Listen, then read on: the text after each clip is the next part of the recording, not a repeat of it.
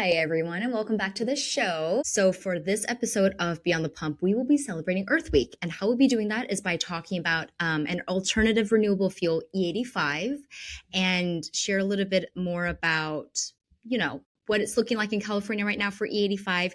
And who I have to join me for this conversation is Jeff Wilkerson with Pearson Fuels. Jeff was on here about 2 years ago, and we were just talking about how time flies. So, it's nice to have you back.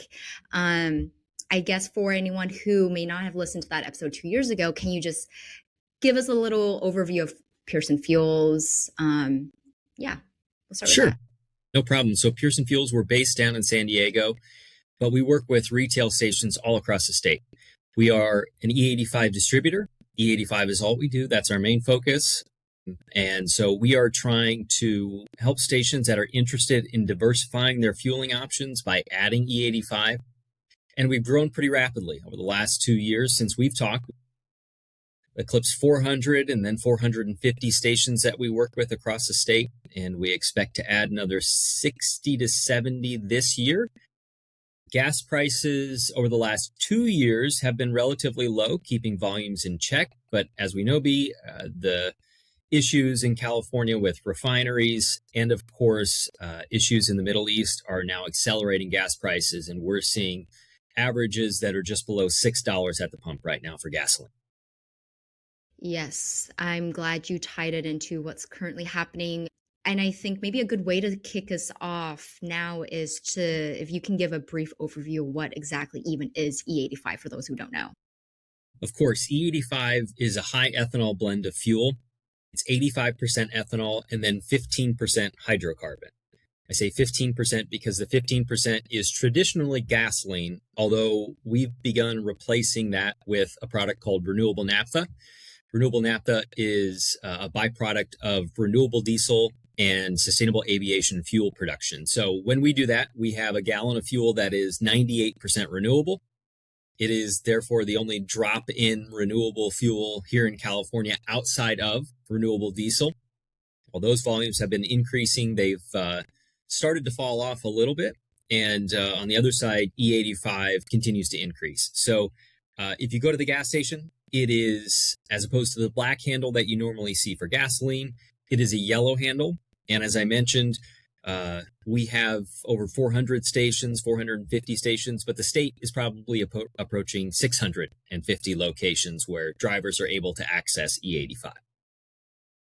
Amazing. And yeah, it's impressive growth. It really is. I think when I started at CFCA over 3 years ago now, the numbers have just kept climbing. So that's a really good indicator. And you said E85 is a drop-in fuel. Can you share a little bit about what drop-in fuel means? Yeah, and that's my term. Some people would disagree with that. A drop-in fuel is essentially interchangeable. So renewable diesel would be a drop-in fuel. You can use renewable diesel in the same engine that you could use traditional diesel in. You don't need different equipment.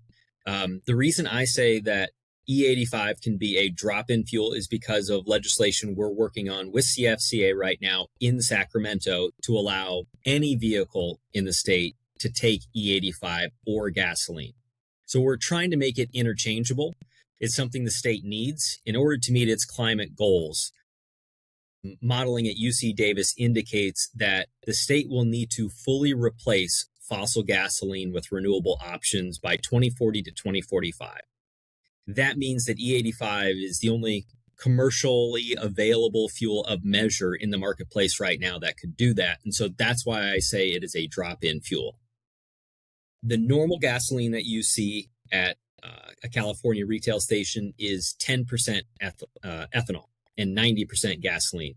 So we are kind of the inverse of that, being 85% ethanol. A big difference in between the two, and very different from the rest of the country, where you can see different blends of ethanol all the way from 0 to 10% to 15%, all the way up to E85. Really, really interesting facts. I mean, I find it interesting. I think that I will say, before I joined CFCA, I definitely did not know any of this, but I find it fascinating now that I pull up at a gas station. These are facts I just have on the top of my head, and it's good to know. I feel like it's good to know as a consumer what you're putting into your vehicle. So on the topic of E85 and the piece of legislation that is currently in it just passed, as of recording right now, it just passed the Assembly Transportation Committee hearing, and it's on its way to Appropriations Committee hearing.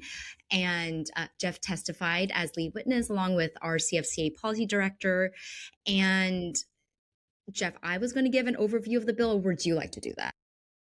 No, feel free to fill in anything I missed, but essentially it would allow you to convert your normal internal combustion engine vehicle to take E85 or gasoline. So we're trying to turn more vehicles into flex fuel vehicles. There are already 1.1 million flex fuel vehicles on the road in California today. Normally, you can notice these vehicles by seeing a flex fuel decal on the rear bumper. Maybe there's a window sticker, but traditionally they have a yellow gas cap or yellow ring on the fuel inlet. The newer models of flex fuel vehicles only have an E85 gasoline sticker right inside the fuel door, meaning most drivers probably wouldn't even know that their vehicle is flex fuel. It's called flex fuel because you can literally flex between E85 and gasoline at any balance. If gasoline's available at a reasonable price, you can fill with gasoline. If E85 is available at the prices it is traditionally available in California, $1.50 to $2 below gasoline, you can fill with E85. So we're trying to add more flexibility and give consumers options when they go to the pump. As I mentioned, right now, the only liquid fuel on the market here in California is gasoline. So when gasoline prices spike to $5 or $6 a gallon, you don't have a choice. You are forced to pay whatever it costs to drive to work, go see family, pick up kids from school. We're trying to give you another option where you can have E85, if it's available in your area, as one of those things you can fill with, especially during times of price spikes. Mm-hmm. The important factor here being expanding fuel options, just like you said. And I'm curious, in your line of work, have you ever encountered someone who they have a flex fuel vehicle, but they didn't know that they have a flex fuel vehicle? All the time.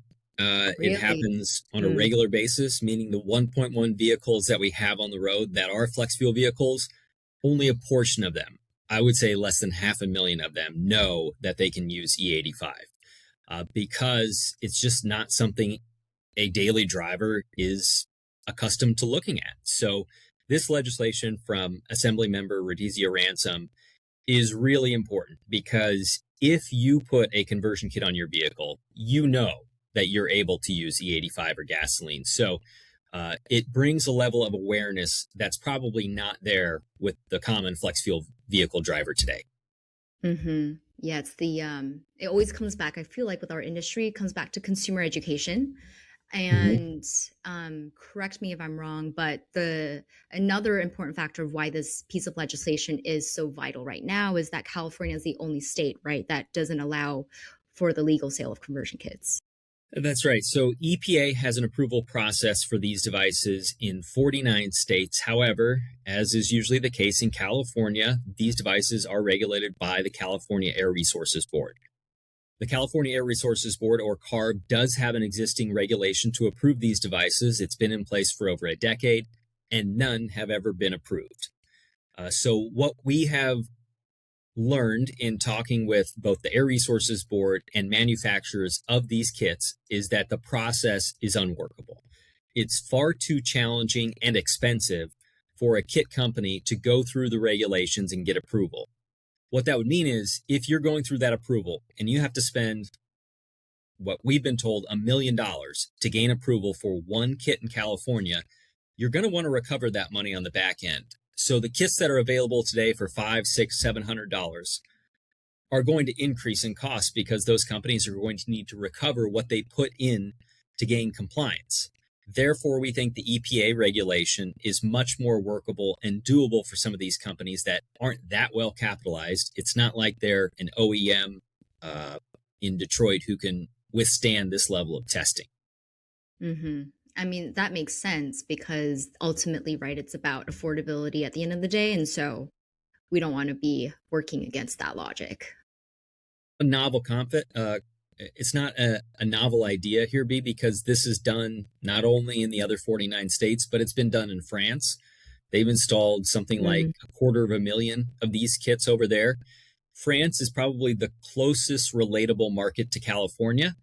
If you're in other areas of the US, you know that E85 is not always priced well below gasoline. In California, it is because gasoline is extremely expensive. It's the same in France.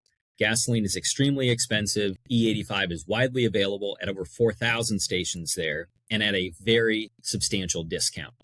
So we think we can mimic that market and ideally bring some of the manufacturers who have gained traction there with their devices into California to market to consumers here. That's exciting. That's exciting news. I mean, especially when there's an example, not even just in our country, but in another country where this works. It's promising. And talking about conversion kits, then, can you share a little bit of how this would work in practice? Yeah, of course. So there are many manufacturers, and with some of these devices, they're relatively easy. You can look at a YouTube video, install it yourself, but we think the quickest way to adoption is probably having either a licensed technician or a mechanic install these at shops. It's probably done in 1 to 2 hours, especially if you're well versed and know what you're looking for on these vehicles. So you buy the kit, you go, you have it installed, and then you're able to use E85 or gasoline. It's pretty straightforward.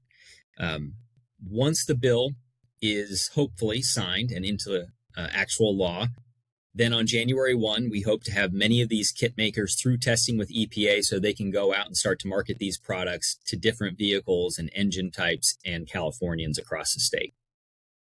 Very cool. And so, does that also mean, and this is just a gap in my knowledge, I'm not sure if you know, but does that mean there will need to be specific training for mechanics as to how to install these kits? It's really up to each manufacturer of these kits to decide how challenging do they think it is to install. But with a lot of them, they put up a YouTube video and walk consumers through it. One of them told me they had someone install it in 20 minutes who didn't have any technical knowledge. They just followed along with the video and were able to do it. That sounds, I mean, I will say I've never done anything of the sort. I've not seen the YouTube video, but 20 minutes, it's pretty good.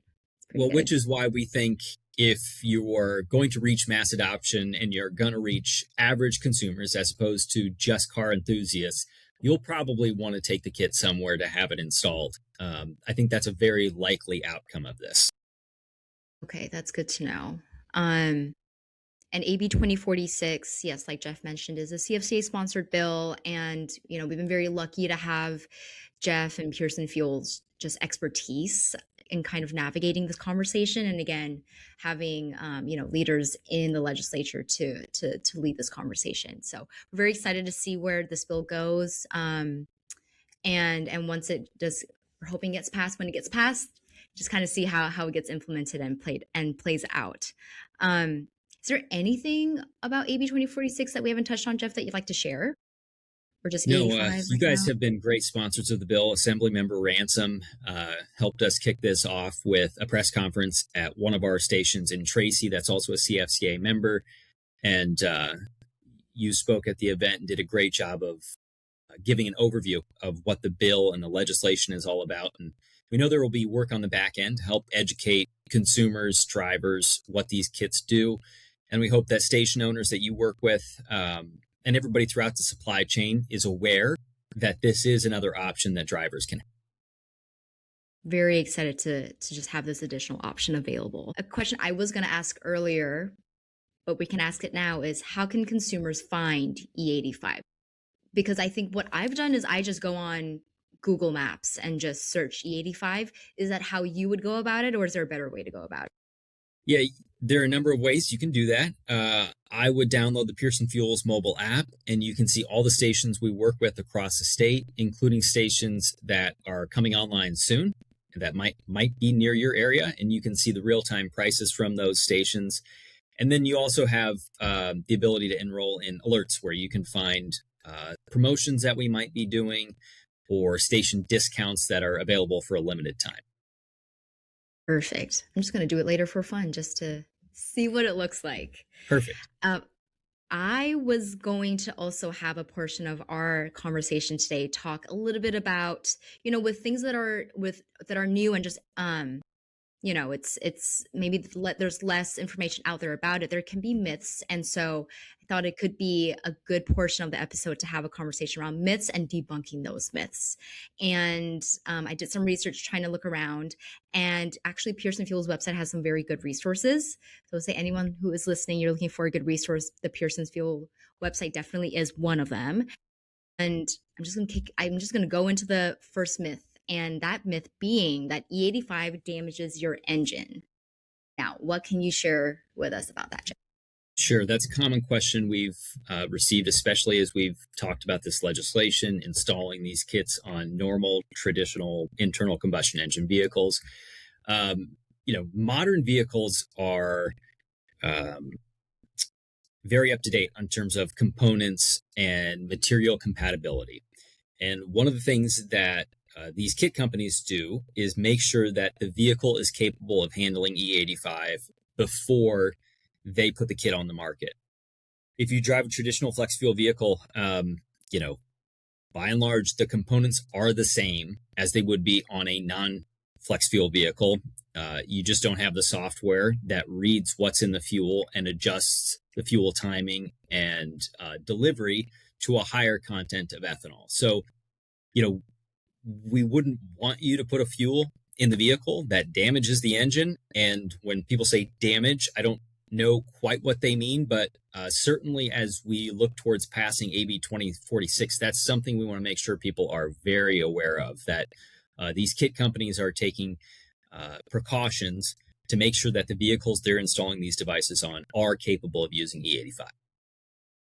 That's good to know. I'm glad you're sharing that on here so that, consumers can know that that's a priority and of importance, because I think it probably is normal to have those thoughts, but just to know and be reassured that that piece is being part of those conversations. So that's good to know.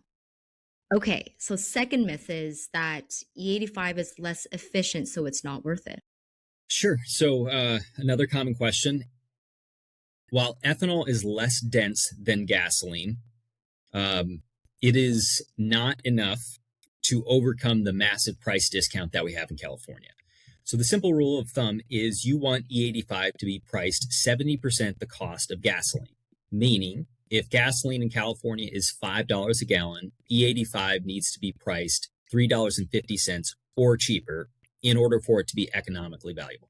Now, each vehicle is different, so you might not see a 30% drop in energy use or miles per gallon. You might see 25%, 20%, 15%. Each vehicle is going to be different.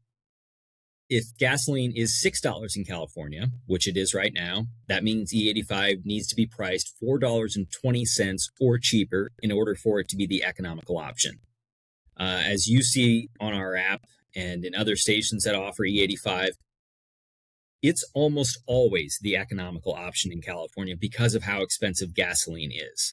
There might be a couple months out of the year over the past 3 or 4 years where gasoline was actually the more affordable option, but it's very rare.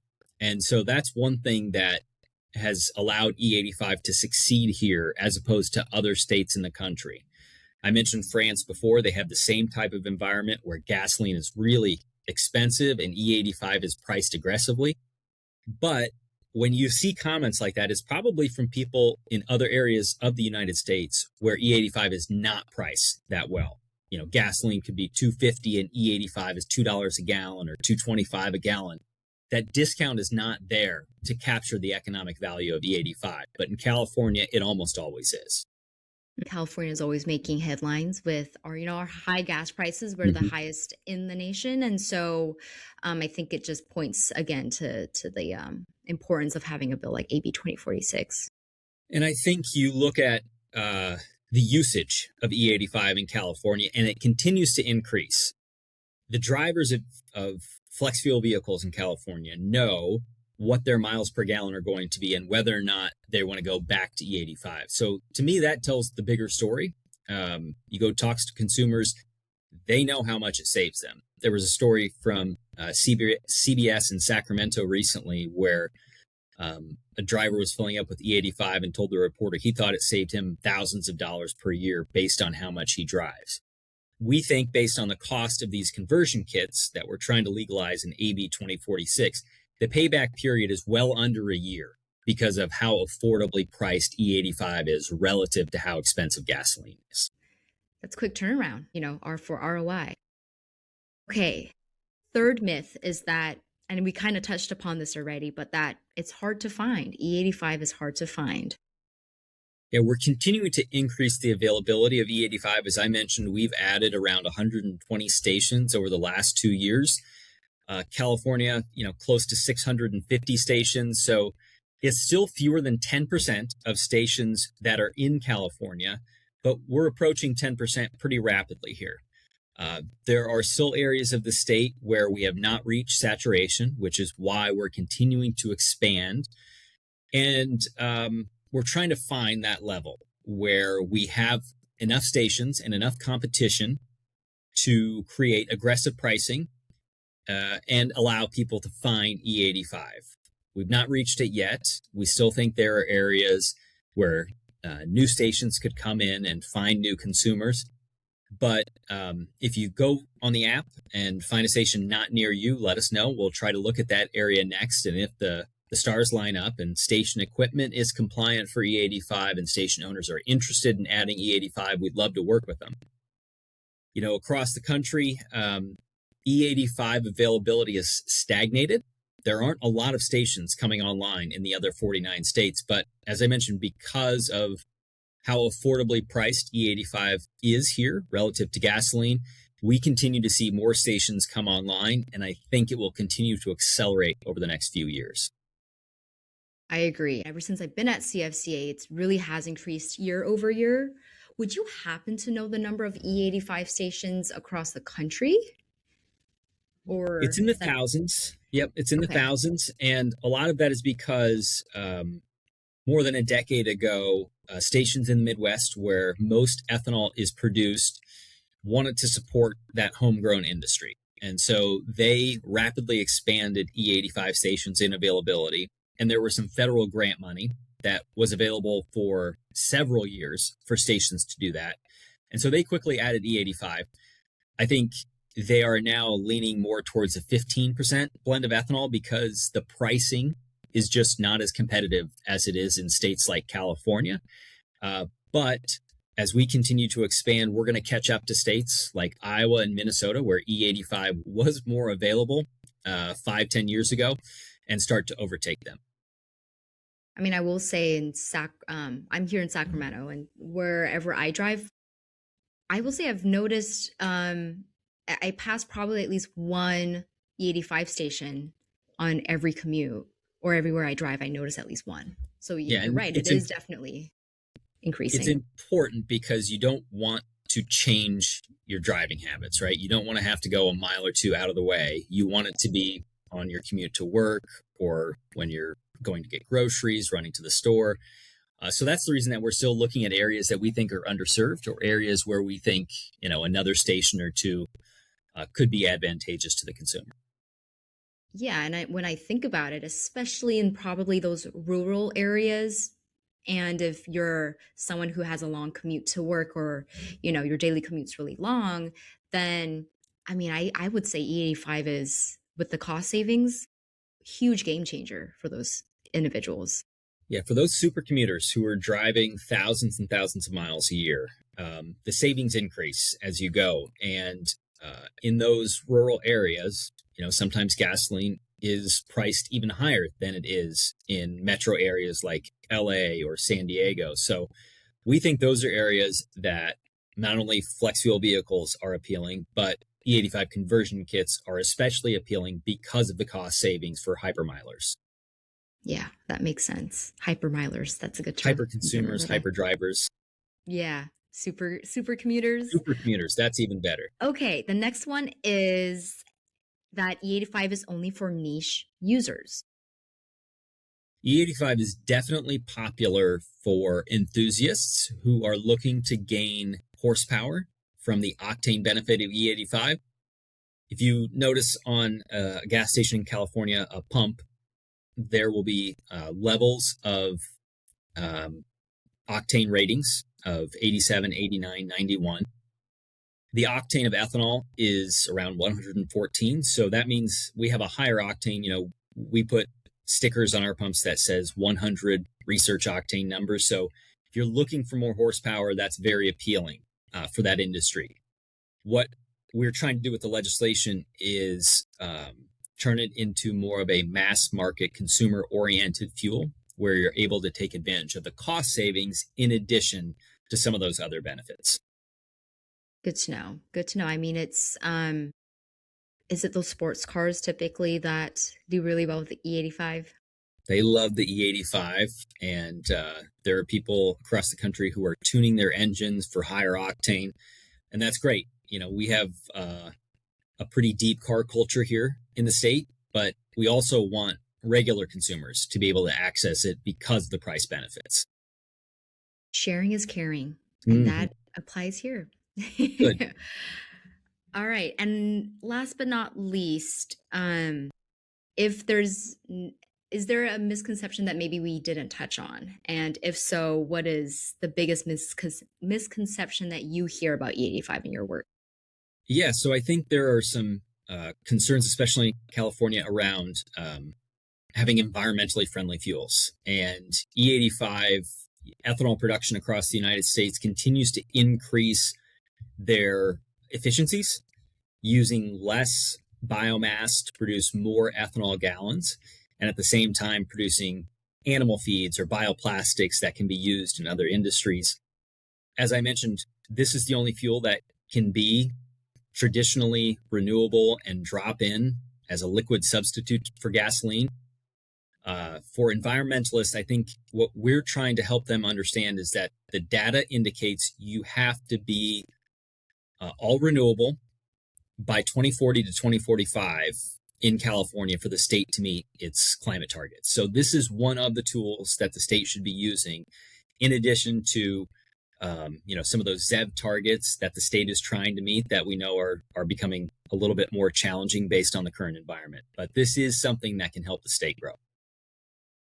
Yeah, I like how you just phrased it about it being using the tools available to us to fill in those gaps, and where applicable, we can use an all of the above energy approach, which CFC has for years now talked about. So yeah, again, that's also why AB 2046 is very exciting. And it's not a silver bullet, right? We know we have issues with refineries leaving the state, and that will continue here over the next 5 years or so. So what we're trying to do is insulate people from price spikes. And if you have a flex fuel vehicle, you can do that already, right? You don't have to pay the $5 or $6 a gallon. You can use or have the option to use E85. We're just trying to give people that option with this bill. Mm-hmm. Actually, you touching on refiners, just a question for people who are listening. Does E85 come from any refineries in California, or how does that work? There are, I think, 2 ethanol production facilities in California, so that's separate from the refinery. Most of our product doesn't touch the refinery. It's coming from the Midwest, where it's grown as a biomass for a feedstock, and then renewable naphtha, like we talked about before, another biomass-based feedstock. So that is one of the things that allows E85 to be cheaper and immune from the price spikes that we see. It doesn't have to go through the refinery. So if there are issues or challenges or global things that are increasing the cost of gasoline, that's one thing we don't face because it's American made, coming from the Midwest, far different than the gasoline that California is getting. It's reliable and stable, essentially. It is much more stable in terms of price movement than gasoline is.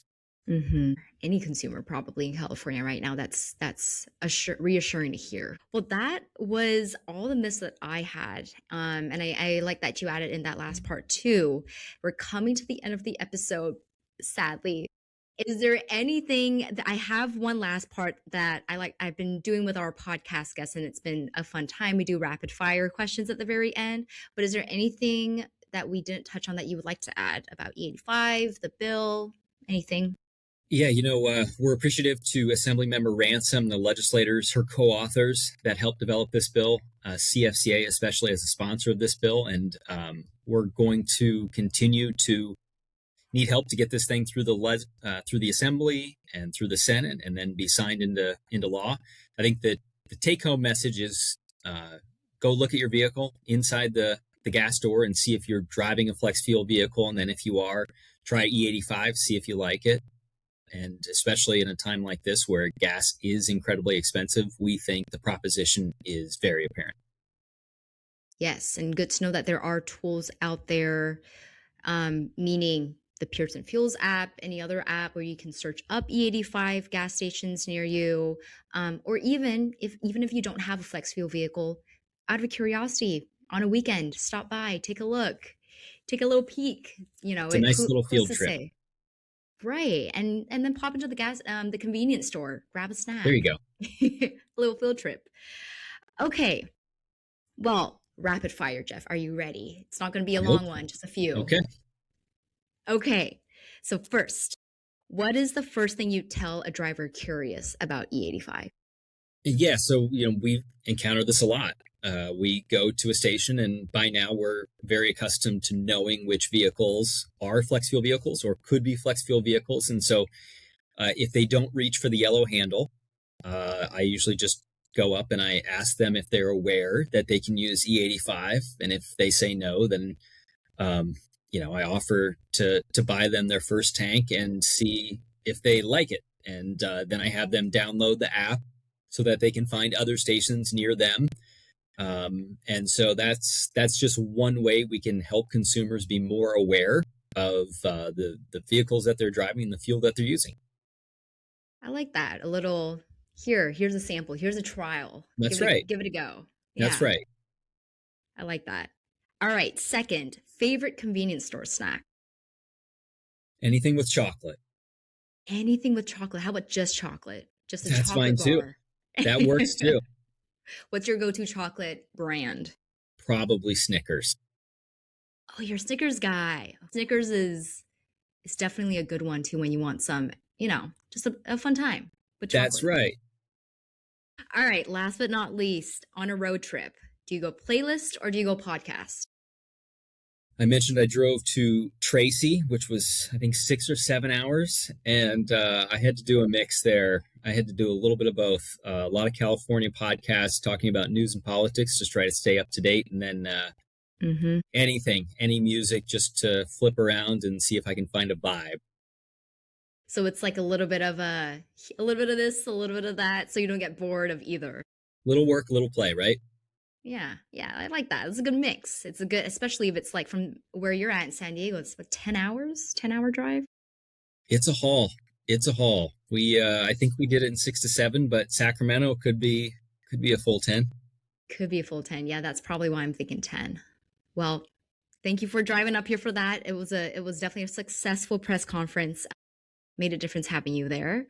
But with that, we are sadly at the end of our time here. Jeff, thank you so much for just joining me on this conversation. I think it's important to be front-facing with consumers when it comes to something like E85 and AB 2046 that will down the line really impact them and be an option for them.